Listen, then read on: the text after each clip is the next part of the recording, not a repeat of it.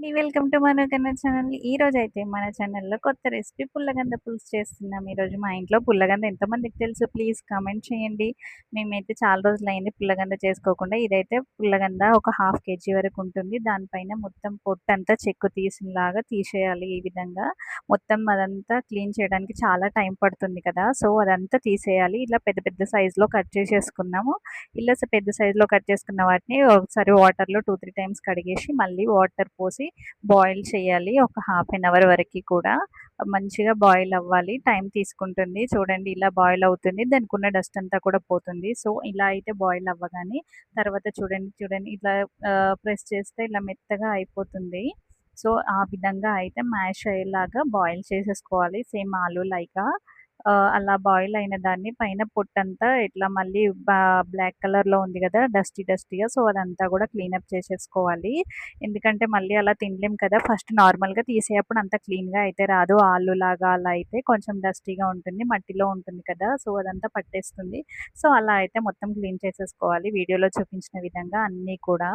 అలా అన్నీ క్లీన్ చేసేసుకున్న తర్వాత మనం కర్రీకి ప్రిపేర్ చేసేసుకోవాలి. ఎవరైనా కొత్తగా మన ఛానల్‌ని చూస్తున్నట్లయితే please subscribe to our channel and thanks you so much for supporting me and subscribers కూడా పెరుగుతున్నారు. కొత్త వాళ్ళు కూడా నన్నైతే ఎంకరేజ్ చేయండి. Thank you.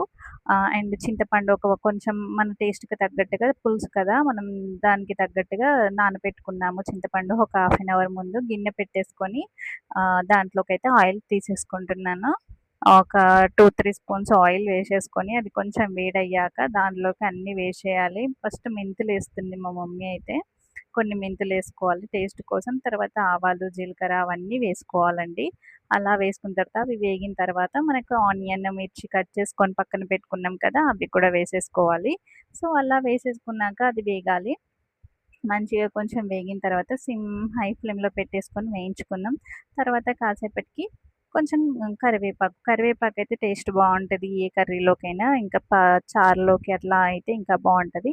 ఇంకా మళ్ళీ అవి కొంచెం వేగగానే అల్లం వెల్లుల్లి పేస్ట్ ఏసేసుకోవాలి. అల్లం వెల్లుల్లి పేస్ట్ పచ్చివాసన పోయేంత వరకు వేగగానే దాంట్లోకి మళ్ళీ మనం నెక్స్ట్ ప్రాసెస్‌లో ఏంటి పసుపు అవన్నీ కూడా ఉంటాయి కదా! అవన్నీ కూడా వేసేసుకోవాలి. ఈ పుల్లగంద అయితే నాకు చాలా ఇష్టమండి. కానీ చాలా తక్కువగా తింటాము. ఎప్పుడో ఒకసారి చేసుకున్నప్పుడైతే అది ఫ్రై కూడా చేసేసుకోవచ్చు. ఆ రెసిపీ కూడా మళ్ళీ మీకొకసారి పెడతాను. పసుపు వేయించి పచ్చివాసన పోయిన తర్వాత ఇవన్నిటిని చిన్న చిన్న పీసెస్‌గా కట్ చేసుకున్నాము. సో, దాన్నైతే మళ్ళీ అందులో వేసుకొని కొంచెం సేపు మగ్గనివ్వాలి ఆయిల్‌లో. అది కొంచెం ఒక 5 మినిట్స్ అట్లా మగ్గిన తర్వాత మళ్ళీ ఇంకా చారు పోయాలి కదా! అదైతే గోలింది. గోలిన తర్వాత చారు కోసం అయితే ప్రిపేర్ చేస్తుంది ఇక్కడ మా మమ్మీ. దానికోసమైతే అంతా కూడా మొత్తం పిప్పిలాగా చేసేసుకొని చారు తీసేసుకుంటున్నాము. సో, అందులో మళ్ళీ పొయ్యాలి కాబట్టి and thank you so much for supporting me everyone heartfully. దాంట్లో అయితే చారు మొత్తం పోసేసుకోవాలి. మనకు కావాల్సిన క్వాంటిటీలో అయితే మనం తీసుకున్నాము. సో, ఇదైతే కొంచెం దాంట్లోకొచ్చింది. తర్వాత కొంచెం మనకి కావాల్సినంత వాటర్ తీసేసుకొని ఆ క్వాంటిటీలో పోసుకోవాలి. మళ్ళీ అన్నీ వేశాక మళ్ళీ వాటర్ ఏస్తే బాగుండదు కదా! ముందే టేస్ట్‌కి తగ్గట్టుగా మనం పులుసుని చేసేసుకోవాలి. అదే చారునండి. అదంతా చేసేసుకున్నాక అన్ని పొడులు గూడా వేసేసుకొని మగ్గనివ్వాలి. నేను చెప్తాను ఇవి వీడియోలో ఏమేం పొడులు వేసుకోవాలి ఆ చారులో కూడా నేను చూపిస్తాను. ఇదైతే మొత్తం అందులో వేసేసుకొని మంచిగా కలపాలి గంటెతో. కలిపేసినాక దాంట్లోకైతే మనం ఫస్ట్ ఏం వేసుకుంటున్నామంటే సాల్ట్ వేసుకోవాలి. రుచికి సరిపడా సాల్ట్ వేసేసుకున్నాం. నెక్స్ట్ కారప్పొడి వేసుకున్నాము. కారప్పొడి మనకు తగినంత. చారు కదా కొంచెం స్పైసీగా ఉండకుండా బాగుండేలాగా చారులోకి కారం కూడా చూసుకొని వేసుకోండి. ఇలా కారం కూడా అడ్జస్టింగ్‌గా వేసుకున్నాము. ఆ తర్వాత దాంట్లోకి కొన్ని మసాలాలు ఉంటాయి కదా! కొంచెం మెంతుల పొడి, ఆవాల పొడి, జీలకర్ర పొడి, నువ్వుల పొడి ఈ 4 కూడా వేసేసుకుంటున్నాం. మెంతులు ముందు వేసుకున్నాం కదా! మళ్ళీ మెంతుల పొడి ఎందుకు అనంటే టేస్ట్ కోసం. అవైతే తింటుంటే ఇట్లా టేస్ట్ వస్తాయి. ఇందులో అయితే ఇట్లా వస్తాయి. ఇదైతే నువ్వుల పొడి వేసుకుంటుంది మా మమ్మీ అయితే. తర్వాత కొంచెం ఆవాల పొడి, కొంచెం జీలకర్ర పొడి ఇట్లా ఈ 4 పొడులని వేసుకొని మరగనివ్వాలి. ఒక 15, 20 మినిట్స్ అయితే మరగనిచ్చేయాలి. అప్పుడు మనకి మొత్తం ఇట్లా పైకి తేలిపోతుంది ఆయిల్ దేని దానికి. మొత్తం చారైతే చిక్కబడింది చూడండి. ఇందులో అయితే ఒక 15, 20 మినిట్స్‌లో అయితే లోపల మనము బాయిల్ చేసుకున్న పుల్లగందకి కూడా పట్టేస్తుంది. ఉప్పు, కారం, మసాలాలన్నీ కూడా.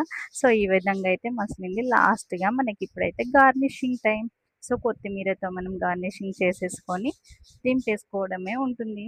ఈ విధంగా అయితే పుల్లగంద పులుసు మా స్టైల్‌లో చేస్తున్నాం. ఇంకెవరికైనా ఏదైనా స్టైల్‌లో ఉంటే ప్లీజ్ కామెంట్. చూడండి ఈ విధంగా అయితే లాస్ట్‌లో అయితే కొత్తిమీర వేసేసుకున్నాం. స్టవ్ ఆఫ్ చేసేసుకుంటే అయిపోతది. Please subscribe to our channel and thank you so much for watching and thank you so much for subscribing and liking and watching my YouTube. Thank you. మమ్మల్ని ఆదరిస్తున్న అందరికీ మీకు ధన్యవాదాలు చెప్తున్నాను heartfully. Thank you so much guys. ఇలాగే మీరు నన్ను ఆహ్, ఎంకరేజ్ చేస్తూ ఉండండి. నేను కూడా మీకోసం మంచి మంచి వ్లాగ్స్, మంచి మంచి వంటకాలు, మంచి మంచి కామెడీవి పెడతాను. Please thank you so much for your supporting all of you. Thank